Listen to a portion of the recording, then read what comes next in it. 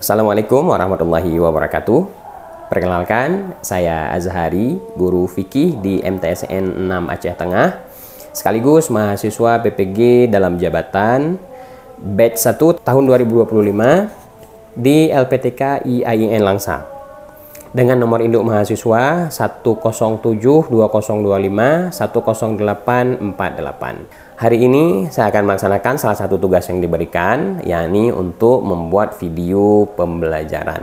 Adapun model pembelajaran yang akan saya gunakan dalam pembelajaran ini adalah model problem based learning ataupun dikenal dengan model PBL.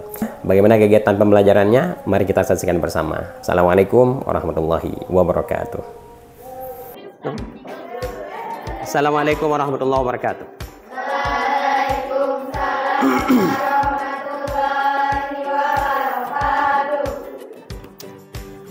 Gimana keadaan hari ini? Alhamdulillah sehat ya. Baik, seperti biasa, sebelum kita mulai pembelajaran, kita akan mulai dulu dengan membaca doa. Nah, kita baca doa sama-sama. Bismillahirrahmanirrahim. Rabbi syrah li sadri wa yassir li amri wahlul 'uqdatam min lisani yafqahu qawli.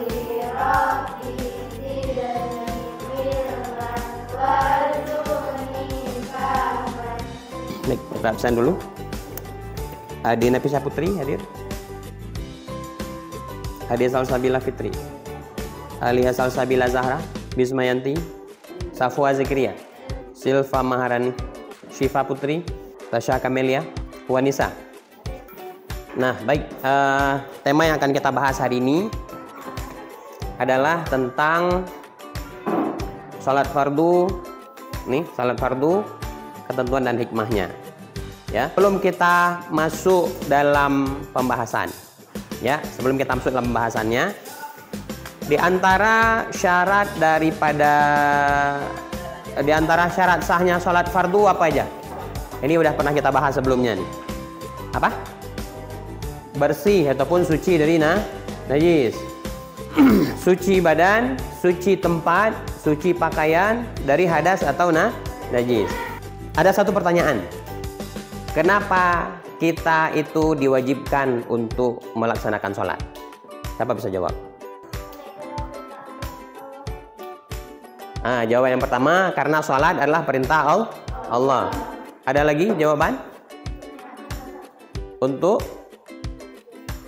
menghapus dosa. Betul juga jawabannya, karena ada dalilnya. As-salawatul khamsu wal jum'ah ilal jum'ah wa ramadhani ila ramadhan mukaffiratun lima bainahunna idza jitanabal kabair. Kata Nabi, sholat 5 waktu, kemudian sholat Jumat yang satu dengan sholat Jumat yang selanjutnya, kemudian bulan Ramadan yang satu dengan bulan Ramadan yang selanjutnya, itu menjadi penebus dosa. Menjadi penebus dosa yang pernah kita lakukan di antaranya. Tapi dengan syarat kita tidak melakukan dosa besar. Artinya dosa yang dihapuskan adalah dosa-dosa kecil. Dosa kecil itu terhapus dengan sebab kita melakukan sholat. Tujuan daripada kita mempelajari pembahasan tentang sholat fardu ini, yang pertama, agar kita faham tata cara pelaksanaannya. Dengan mempelajari ketentuan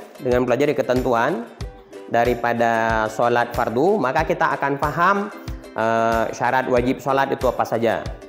Kemudian syarat sah sholat itu apa saja. Kemudian yang membatalkan sholat itu apa aja. Kemudian dengan mempelajari hikmah daripada sholat itu, kita akan sadar, kita akan dengan ikhlas melaksanakan sholat tanpa perasaan terpaksa. Nah, di pendahuluan kita akan bahas, kita akan menjawab pertanyaan. Ya, kita akan menjawab pertanyaan mengapa kita harus memahami secara detail tentang sholat. Kenapa kita harus paham secara detail tentang sholat? Yang pertama jawabannya, karena kita diciptakan untuk ibadah. Allah Subhanahu wa taala berfirman dalam Al-Qur'an, "Wa ma khalaqtul jinna wal insa illa liya'budun." Kata Allah, tidaklah aku ciptakan jin dan manusia kecuali hanya untuk beribadah kepadaku, kata Allah. Kemudian yang kedua, karena ilmu fikih merupakan salah satu ilmu fardu ain. ilmu yang membahas tentang masalah sholat itu dibahas dalam ilmu fikih.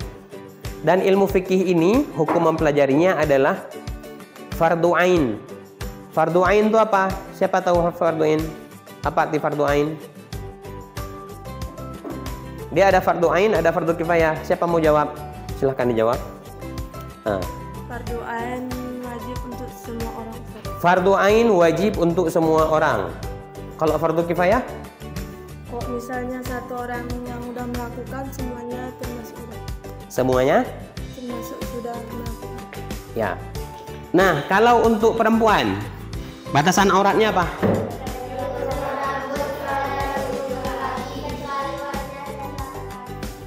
Seluruh tubuh kecuali wajah dan telapak tangan. Wajah telapak tangan tuh sampai pergelangannya harus tertutup nih. Nah, kira-kira gini. Kalau mau dinampain tangannya, kalau mau nampak tangan ya. Tapi kalau batal sholatnya. Dia yang boleh nampak cuman telapak tangan luar dalam. Ini telapak tangan dalam dan luar. Segini cuman.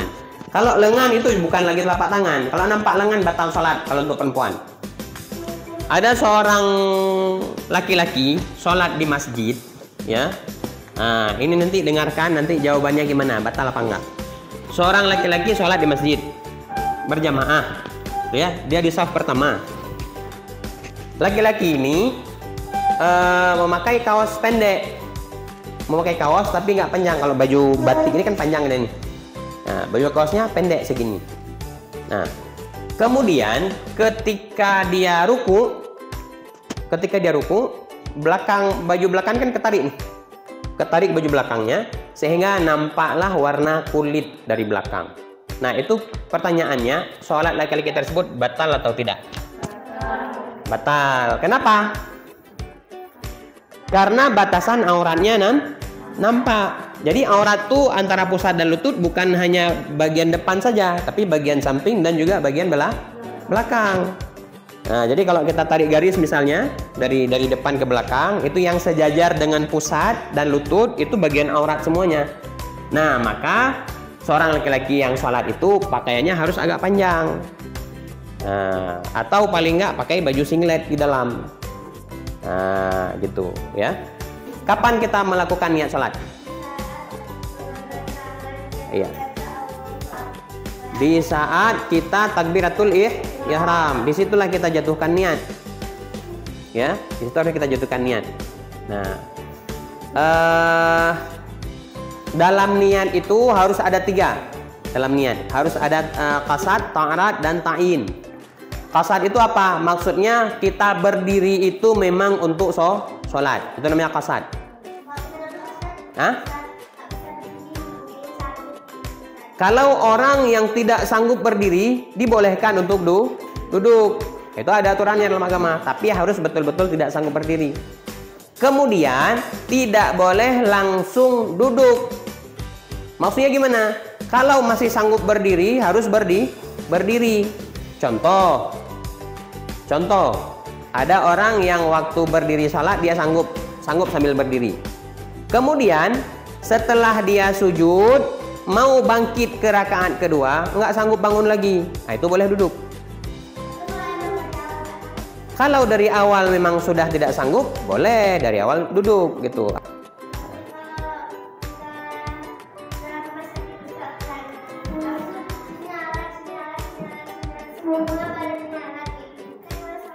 Nah, baik. Itu namanya kondisi darurat. Mau ngambil wudhu nggak bisa bangun, tayamum nggak bisa. Selama kita masih sadar, sholat masih wajib. Maka dalam kondisi seperti itu, bagaimana yang harus kita lakukan?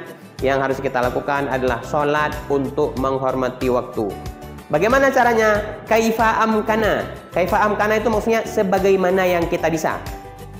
Intinya apa? Selama kita masih sadar, sholat itu tetap wajib. Coba kita sadar tentang hal ini. Orang yang sudah sakit sekarat aja masih sadar dia masih wajib sholat, apalagi kita masih sehat. Nah, ini ada permainan ini biar kalian nggak ngantuk nih. Jadi tugas kalian ini biar nggak ngantuk nih ya. Nah, sebut warna. Ini warna apa? Jadi yang kalian sebutkan bukan tulisan, tapi warna. Itu cara mainnya ya.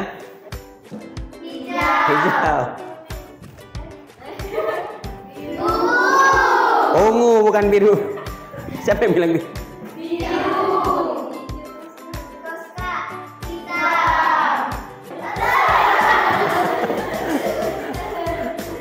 Hafal kan? Hafal nama Nabi kan? Ada berapa nabi-nabi semuanya? Nabi dan Rasul yang wajib kita kenal ada 25. Dengan sejarah-sejarahnya yang sudah kita pelajari. Sekarang Ustaz mau nanya, ada berapa pasang hewan? Ada berapa pasang hewan yang diangkut oleh Nabi Musa ke dalam kapalnya? Berapa pasang? Berapa pasang? Bentar lu. Yang sebelah sini berapa? 700 pasang. 1700. Yang sebelah sini belum ada jawaban nih. Ada berapa pasang yang diangkut oleh Nabi Musa dalam kapalnya? Berapa? Ratusan. Yang laki-laki ada berapa pasang? Ternyata yang fokus cuma 1 orang. Nggak ada. Karena Nabi Musa nggak punya kapal. Yang punya kapal itu Nabi Nuh.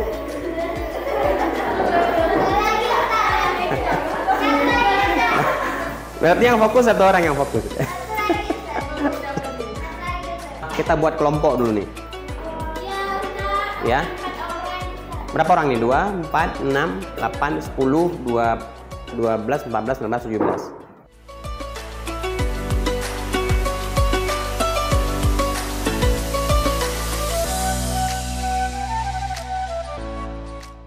Tugas kelompok 1, menuliskan masalah yang terjadi.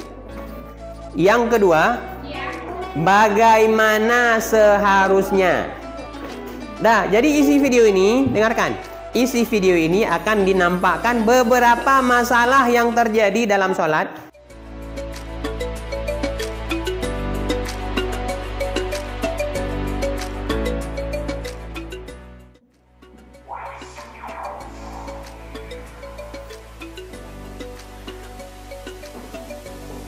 Nah, coba kita lihat.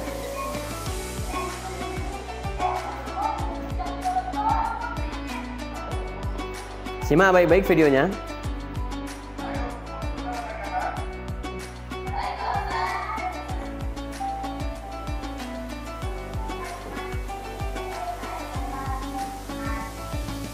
Nah, sekarang dari beberapa orang yang nulis, kalian kumpulkan jadi 1 lembar. Habis itu kan kesalahannya kalian udah tahu kan?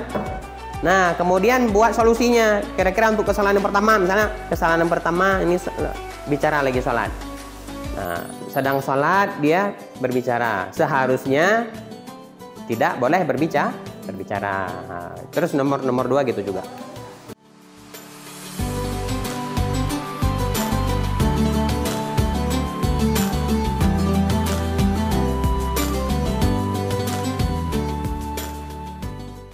Nah, silakan. Yang lain dengarkan, ya. Dah, silakan kelompok 2. Assalamualaikum warahmatullahi wabarakatuh. Waalaikumsalam warahmatullahi wabarakatuh. Kami dari kelompok 2 ingin mempresentasikan tentang kesalahan dalam sholat dalam video tadi. Berbicara saat sholat, seharusnya tidak boleh berbicara. Makan saat sholat, seharusnya tidak boleh makan dalam sholat. Tidak menutup aurat, seharusnya menutup aurat. Melakukan gerakan selain gerakan sholat, seharusnya tidak boleh melakukan gerakan selain gerakan sholat.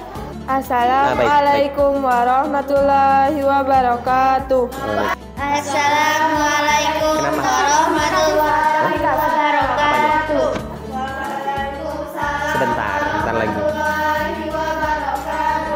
Kami dari kelompok 1 ingin mempresentasikan tentang kesalahan dalam sholat dan solusinya. Ya. Berbicara di dalam sholat, solusinya adalah diam di saat sholat dan imam sedang membaca ayat-ayatnya. Melakukan gerak di dalam sholat selain gerakan sholat. Hanya melakukan gerakan sholat yang seharusnya. Mendahului imam. Biarkan imam dahulu yang melakukannya, selanjutnya kita. Menampakkan aurat. Menutup aurat dengan sebaik-baiknya. Tertawa, berusaha untuk tidak bersuara.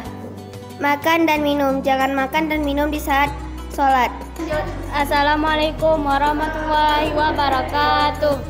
Waalaikumsalam warahmatullahi wabarakatuh. Kami dari kelompok 3 ingin mempresentasikan kesalahan dalam salat dan solusinya. Berbicara dengan sengaja, seharusnya tidak boleh berbicara dan tertawa di dalam salat karena dapat membatalkan salat. Bermain-main dalam waktu salat, seharusnya tidak boleh bermain-main karena mengakibatkan salat batal atau tidak sah. Tidak menutup aurat, seharusnya sebelum salat menyiapkan pakaian yang menutup aurat, panjang dan bersih. Mungkin hanya ini yang dapat kami presentasikan. Assalamualaikum warahmatullahi wabarakatuh. Waalaikumsalam. Silakan duduk. Nah, baik, kita kasih tepuk tangan untuk semua kelompok. Alhamdulillah kita telah menyelesaikan pembelajaran kita hari ini. Nah, sebagai informasi bahwa model pembelajaran hari ini itu namanya PBL. PBL itu artinya Problem Based Learning. Artinya pembelajaran untuk siswa yang berdasarkan masalah yang terjadi di lapangan. Artinya video tadi itu menampilkan masalah yang terjadi dalam salat, ya, yang seharusnya tidak dilakukan. Nah, jadi dengan kita buat diskusi seperti ini dan kalian mencari solusinya, sehingga mudah-mudahan kalian bisa mengingat, oh ini kesalahan dalam salat, sehingga tidak kita kerjakan, ya. Nah, baik. Alhamdulillah tadi sudah selesai. Sebelum kita tutup, kita baca doa dulu. Allahumma inni istauda'tuka ma qara'tu wa ma hafadtu